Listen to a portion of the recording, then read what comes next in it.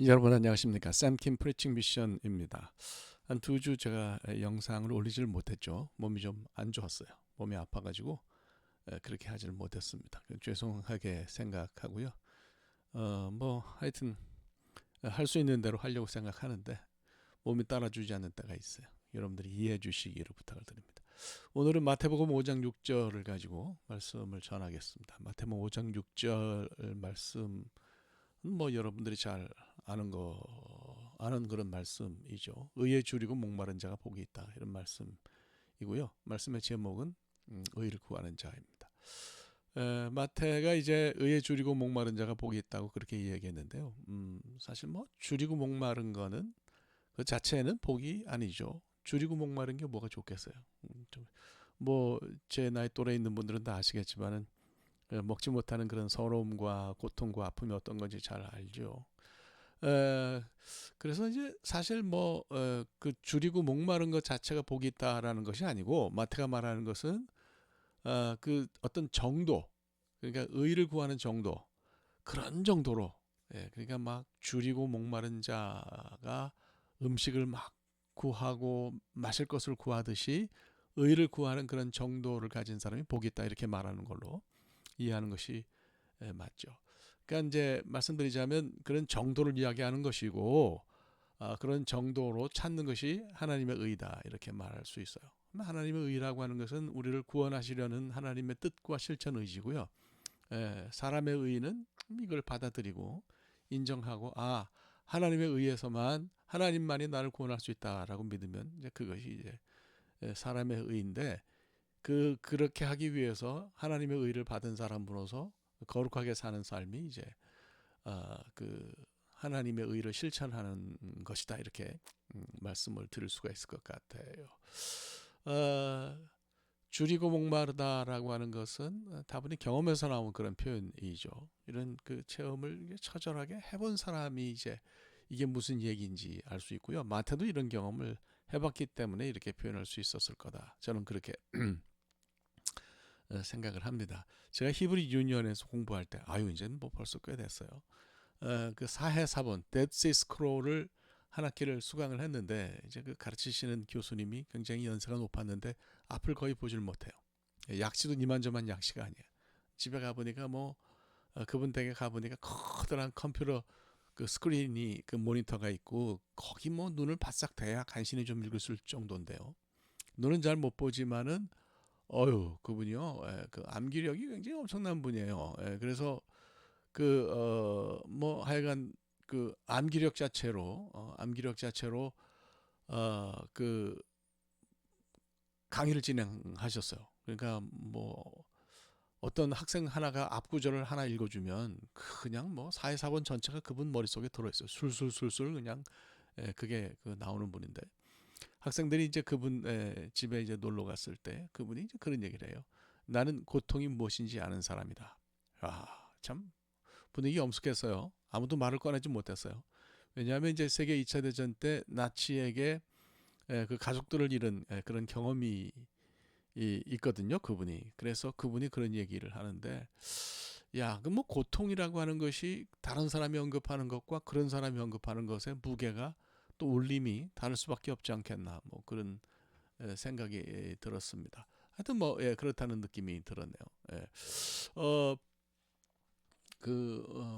뭐랄까 뭐 이렇게 표현하는 게 옳을지 모르겠는데 그 그래서 마태는 바로 하나님의 의를 구하는 것이 뭐 중요하다, 그만큼 소중하다 이런 가르침을 주고 싶었던 것이 아니겠습니까?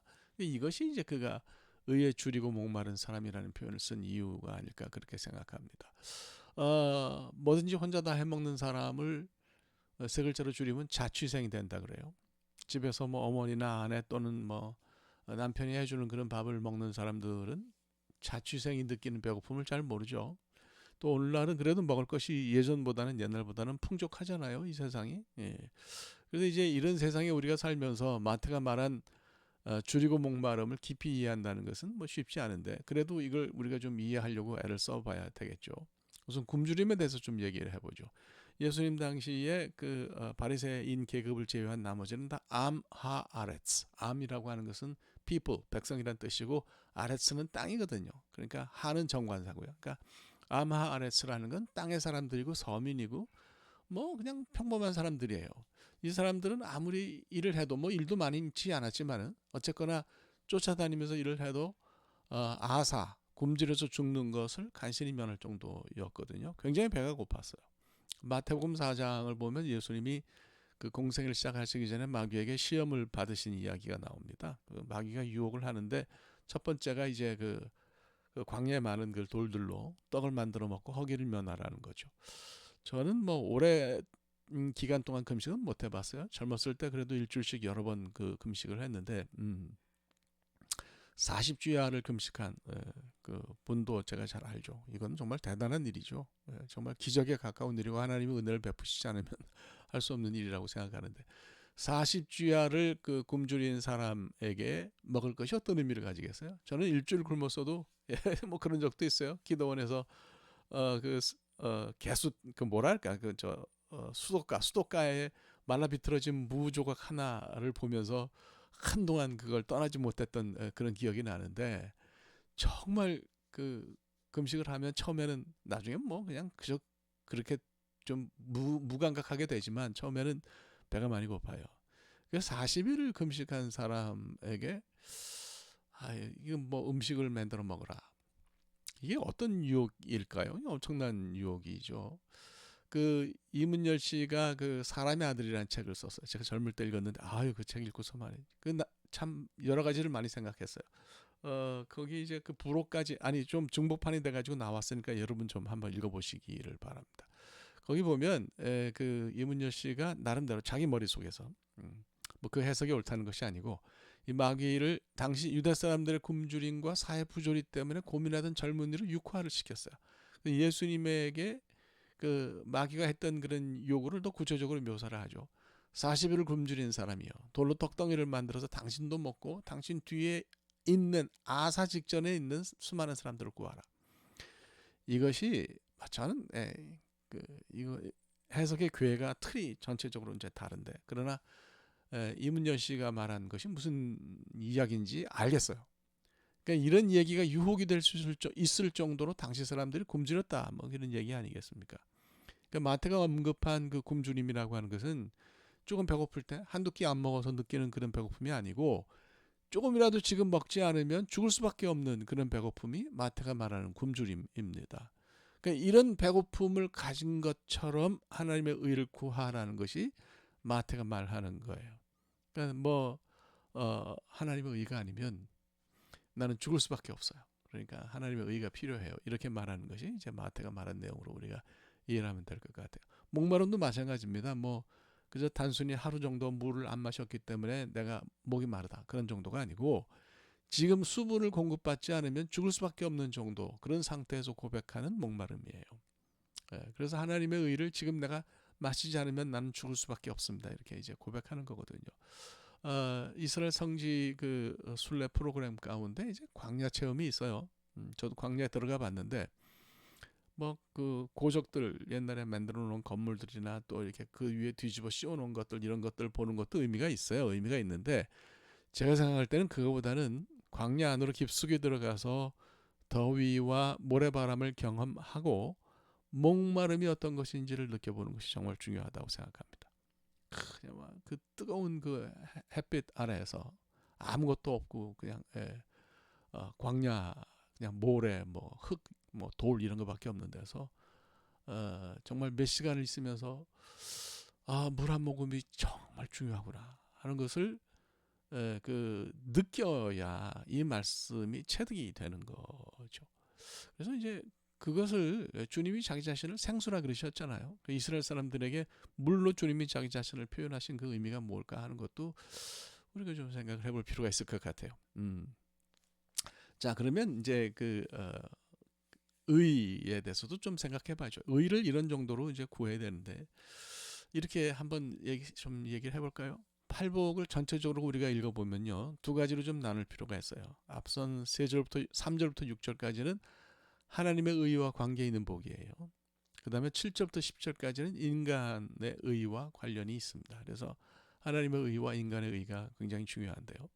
그냥 뭐 복잡하게 얘기하지 말고 편안하게 얘기합시다. 하나님의 의라고 하는 것은 하나님만이 주시는 의다, 이렇게 생각하고요. 그 다음에 사람의 의라고 하는 것은 그냥 그 하나님의 의를 받은 사람으로서 거기에 합당하게 거룩함 또는 하나님의 말씀을 실천하면서 사는 것을 이야기를 합니다. 본문이 말하는 의를 구하는 자가 받을 복은 사실은 그 두 그룹의 경계에 있다, 보더라인에 있다, 이렇게 말씀을 드릴 수 있을 것 같아요. 그래서 둘을 연결하는 링크나 경첩 같은 역할을 해요. 그래서 하나님의 의는 하나님만 주시는 것이고, 또 하나님만이 주시는 이 의를 받은 사람은 그 의에 합당하게 살아야 된다, 이런 얘기를 하는 거거든요. 그래서 이제 하나님 주시는 복은 뭐 간단하게 이야기하면 의라고 하는 것은 기본적으로 하나님의 전유물이다. 독일 학자인 아이홀츠가 그런 얘기를 했어요. 의는요, 사실은 사람이 가질 수가 없는 거죠. 하나님만이 주시는 거죠. 인간이 자기 자신의 노력으로 의롭게 되는 것이 사실 가능하지를 않습니다. 그래서 이걸 우리가 잘 이해해야 될 것 같고요. 그러니까 의에 줄이고 목마르다는 말은 하나님이 주시는 의, 그 하나님만이 가지신 의를 우리가 그 정도로 바란다. 또 하나님이 나를 채워주시지 않으면 내가 배부를 수 없습니다, 라고 하는 그런 얘기예요. 그래서 이제 배부를 것이다라는 표현은 제가 한번 설명드린 것처럼 신적 수동태거든요. Divine passive. 그러니까 하나님이 우리의 굶주림을 채워주셔서 하나님의 의로, 또 우리의 목마름을 채워주셔서 우리가 살 수 있다라고 하는 그런 뜻이 거기 내포되어 있습니다. 동시에 이 하나님의 의는 우리에게 인간적인 의를 요구를 하는 거죠. 그래서 이런 하나님의 의를 받아서 굶주림과 목마름을 면한 사람은 그러면 의롭게 살아야 된다, 이런 얘기입니다. 근데 이제 이것이 완벽함을 요구하는 건 아니에요. 우리가 실패할 수도 있고 뭐 넘어지고 실수하고 뭐 살 수 있죠. 그래도 의를 행하려는 간절한 마음, 정말 내가 때로는 넘어지지만 의를 행하려는 간절한 마음과 소원을 가지고 있는 사람들이, 그런 사람들이 이제 복이 있다라는 그런 얘기이거든요.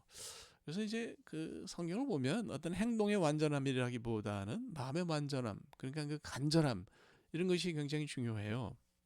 다윗도 그렇죠. 뭐 성전 지었어요. 성전 못 지었지만은 마음에 간절함이 있었잖아요. 예. 노아가 굉장히 당대 의로운 자라 그랬지만 그 실수해가지고 함을 저주를 하잖아요. 그러니까 이런 걸 보면 우리가 잘 이해해야 돼요. 그래서 마태는 그 구약과 연결해가지고 의를 행하는 것의 의미를 찾는 거죠. 이거는 의를 행하는 것은 믿는 자들이 하나님의 말씀을 순종하고 실천하려고 애쓰는 것, 어떤 그 자세, 이걸 이야기를 하는 거예요. 그래서 우리가 하나님의 의를 잘 생각해야 된다, 이렇게 보죠. 자, 결론을 내리면 이렇게 결론을 내릴 수 있어요. 첫째로, 하나님이 나를 먹이시고 하나님이 나를 그러니까 마시우게 하셔야 내가 살 수 있다고 고백하는 사람이 복이 있다는 거죠. 그러니까 하나님의 의가 없으면 내 삶이 아무것도 아니다, 이렇게 생각하는 자세가 우리에게 있어야 될 것 같고요. 두 번째로, 이렇게 해서 하나님이 나에게 의를 주셨으니까 나는 이제부터 말씀을 순종하고 의로운 사람으로 살아야 되겠다, 이런 모습을 보이기를 간절히 구하는 사람, 이런 사람이 복이 있다, 이렇게 우리가 이해하면 될 것 같습니다. 자, 예, 정리를 했어요. 예, 기도를 하실까요? 함께 기도하십시다. 하나님이 나를 지금 먹이시지 않으면, 하나님의 의로 먹이시지 않으면 나는 죽을 수밖에 없습니다, 라고 고백하는 그런 삶을 살게 해주시고, 그런 의를 받은 자로서 때로는 넘어지고 때로는 실패하고 때로는 힘들게 살지만 그래도 마음의 간절함이 하나님의 말씀을 순종하고 그것을 따르는 데 있는 그런 삶을 살기를 원합니다. 우리와 함께하여 주시옵소서. 예수 그리스도의 이름으로 기도합니다. 아멘. 예, 여기까지 하면 될 것 같습니다. 오늘 대단히 감사합니다. 다음 주에 뵙죠.